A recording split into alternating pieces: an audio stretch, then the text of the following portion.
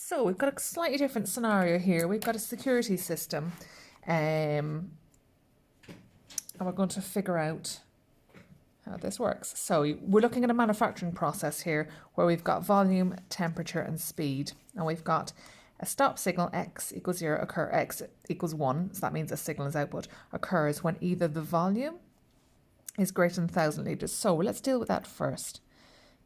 The volume is greater than 1,000 litres. So we look up here. Volume is greater than 1,000 litres. That's going to generate a signal of 1. So it's going to be on. Now we have the word speed. And that's important. Then we have this speed. Speed is less than or equal to 15. So we go up here and we see speed is less than or equal to 15 meters per second. But that's going to generate an off signal.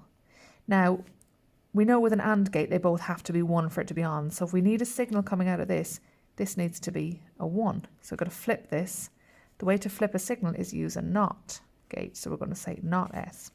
Then we have the word OR. So these two go together using an AND gate. Then we have temperature. Go up here. Temperature is less than or equal to 750. So that becomes a NOT T. Got the word and. Speed is that.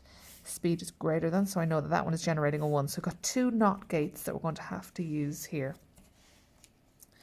Now, my little trick, if you ever have to draw this, is find whichever one is common to the two statements. So I've got an S is in this first part and an S is in this second part. So I'm going to put that in the middle. S, up here we're going to put V, and then we're going to put T. I'm going to draw my wires coming out of those. So volume is that, normal, and speed is not S. So what we need to do is pop a NOT gate on there. Volume is going to be as is, and they are both going into an AND gate. Bring that out.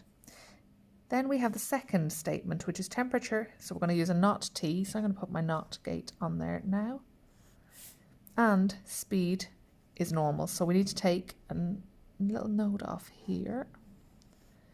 Okay. And they are both going into an AND gate as well. Okay. So these two outputs, there's an OR between them. So I need to bring that one. Pop into my OR gate. And they go out to produce the X. Now what I do is I always label mine. So I'm going to call that P. I'm going to call this Q. I'm going to call this R. Now S and T are being used. I'm just going to call this.